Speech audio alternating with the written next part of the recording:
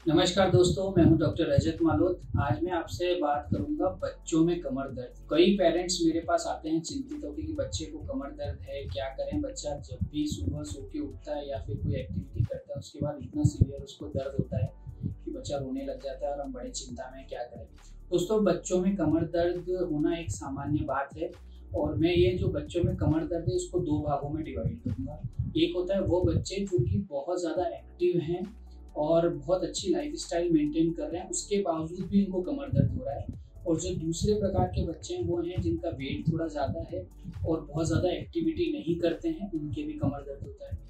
तो दोनों के अलग अलग कारण हैं दोस्तों। सबसे पहले मैं बात करूँगा वो बच्चे जो कि एक्टिव बच्चे हैं। एक्टिव बच्चे हैं जो कि रेगुलरली कोई स्पोर्ट्स खेल रहे हैं या फिर कोई इस डांस क्लासेस जा रहे हैं, जैसे कि भरतनाट्यम हो गया या इस तरह के जो हैं अच्छे हेल्दी बच्चे होते हैं। इनका वेट भी ज़्यादा नहीं होता, डिस्पाइट दिस इनको कमर में दर्द होता है। दोस्तों, इसका जो मेन कारण है वो है ओवर यूज। बच्चे का जो स्पाइन है और बच्चे की जो मसल्स है वो ग्रोइंग होती है और जब भी ये हाई लेवल एथलेटिक्स या हाई लेवल डांसिंग करते हैं तो उस टाइम पे जो कमर है वो डेवलपिंग स्पाइन पे एक्स्ट्रा लोड आता है, वो लंबी हो रही होती है, तो उस टाइम पे इनमें दर्द हो सकता है। ये दर्द और भी बढ़ जाता है यदि बच्चे अनीमिक है, मतलब उनके अगर खून की डेफिशिएंसी, उनका हीमोग्लोबिन कम है, तो उन केसेस में ये मसल और ज़्यादा थक जाती हैं और उस केसेस में इनको और ज़्यादा कमर दर्द बढ़ जाता है। ऑन द कॉन्ट्री, जो दूसरे बच्चे हैं जिनका वेट ज़्यादा होता है, जो फास्ट फूड ज़्यादा खाते हैं या जो कोई स्पोर्ट्स या एक्टिविटी नहीं करते, उन केसेस में ये होता है कि उनके वजन की वजह से उनकी जो मांसपेशियां हैं वो पूर्णतः स्ट्रांग नहीं होती, उनकी मसल्स वीक होती हैं, बिकॉज वो एक्सरसाइज नहीं करते हैं तो मसल स्ट्रेंथ अच्छी नहीं होती। उन केसेस में भी इनको दर्द हो सकता है।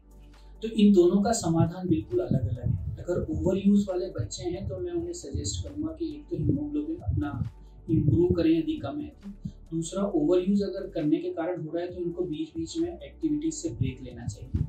अगर ये हफ्ते में कोई भी एक्टिविटी को 7 दिन करें, उसकी जगह पे ये 5 दिन करें, 2 दिन का पूर्णतः बॉडी को रिकवरी का टाइम दें, जिससे कि ओवर यूज नहीं होगा और इनका आप नोटिस करेंगे कि पेन जो है वो कम हो जाएगा। ऑन द कॉन्ट्री, यदि बच्चा ओबीज है, मोटा है और उसके बाद उसको दर्द हो रहा है, तो उस केसेस में आप देखेंगे कि बच्चे को आप रेगुलर फिजिकल एक्टिविटी करवाएं, उसका फास्ट फूड कम करें और उसको प्रोटीन सप्लीमेंट ज़्यादा दें, जिससे कि उसकी जो मसल है उसका स्ट्रेंथ बढ़े।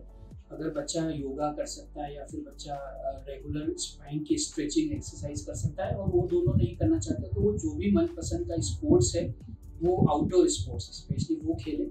स्विमिंग हो सकता है, साइकिलिंग हो सकता है, क्रिकेट, फुटबॉल, स्केटिंग, ये सारी एक्सरसाइज ऐसी हैं जिसमें कि कोर मसल्स धीरे धीरे करके स्ट्रेंथन होती है। तो 1 घंटे का आउटडोर एक्सरसाइज आप उस पर ज़रूर ध्यान दें।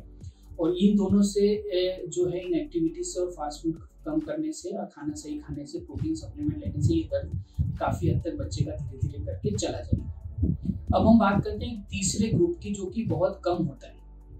ये कमर दर्द कब सिग्निफिकेंट होता है? यदि बच्चे को 6 महीने से ज़्यादा दर्द है और 24 घंटे ये दर्द बना रहता है और उसकी वजह से बच्चे की लाइफस्टाइल बहुत ज़्यादा अफेक्ट हो रही है, तब ये दोनों कारण नहीं होते हैं। उस केसेस में हमें और कारण ढूंढने पड़ते हैं। तो उस केसेस में हम सबसे पहले जो बच्चे का क्लिनिकल एग्जामिनेशन करते हैं उसमें बच्चे का जो स्पाइन है उसको देखते हैं कि वो स्पाइन बिल्कुल सीधा है, कहीं कुबड़ तो नहीं निकली हुई, कहीं साइड से तो वो बेंड नहीं है। स्कोलियोसिस बच्चों में एक बहुत ही कॉमन प्रॉब्लम है जो बढ़ती उम्र में होता है। उस टाइम में बच्चे को कभी कभार स्कोलियोसिस में दर्द हो सकता है बिकॉज उसका जो स्पाइनल बैलेंस है वो सही नहीं होता। तो वो एक कारण है जो कि अपन क्लिनिकल एग्जामिनेशन में देखते हैं। दूसरा, हम बच्चे का एक्सरे करवाते हैं। एक्सरे में ये देखते हैं कि बच्चे का जो स्पाइन है वो बढ़ तो नहीं रहा है। बच्चों में स्पाइन इन्फेक्शंस भी कॉमन है जैसे कि टीबी, और इसमें भी इस तरह का दर्द होता है। तो हम एक्सरे में बच्चे का अलाइनमेंट और बच्चे का जो हर वर्टिब्रल बॉडी कैसी ग्रो कर रही है वो देखते हैं। तो ये एक्सरे हम करवा के हम काफ़ी हद तक पहुंच पाते हैं। इसके बावजूद ये दोनों नॉर्मल आते हैं, उसके बावजूद भी अगर बच्चे को कमर में दर्द है और 3 महीने से ज़्यादा हो गए तो आपको एमआरआई कराना चाहिए। कमर में जो एमआरआई है ये नॉन आयोनाइजिंग है, बच्चे के लिए सेफ होती है, इसमें कोई रेडिएशन नहीं होती है और काफ़ी इंफॉर्मेटिव जांच है। तो एमआरआई में आप क्या करेंगे, बच्चे का जो एमआरआई है वो पूरा एमआरआई बैक का स्क्रीन करेंगे from top to bottom, like cervical spine से लेके लास्ट अपना जो लंबर स्पाइन है वहाँ तक। इसमें हमें कई बार जो बच्चे का स्पाइन है उसमें माइन्यूट डिटेल्स दिखती है, कई बार ऑस्टियोमा बहुत रेयर बीमारियां हैं जो कि बच्चे में कमर दर्द का कारण हो सकती है, और उनका जो इलाज है वो एक्सपर्ट के द्वारा किया जाता है। डिपेंड करता है कि एमआरआई में कौन सी प्रॉब्लम आती है। ये जो है ये एक अलग डिफरेंट टॉपिक है कि अगर इतनी रेयर बीमारी हो तो उसका इलाज आप क्या करें। लेकिन यदि आपके बच्चे को 3 महीने से ज़्यादा कमर में दर्द है तो मैं आपको सजेस्ट करूंगा कि आपको एमआरआई करानी चाहिए, उससे हमें काफ़ी इन्फॉर्मेशन मिलती है। लेकिन एक बात बहुत इंपॉर्टेंट है, यदि आपकी एमआरआई भी नॉर्मल आई है और अगर आपका बच्चा फिर भी अगर कमर दर्द की शिकायत कर रहा है तो आप डरे ना।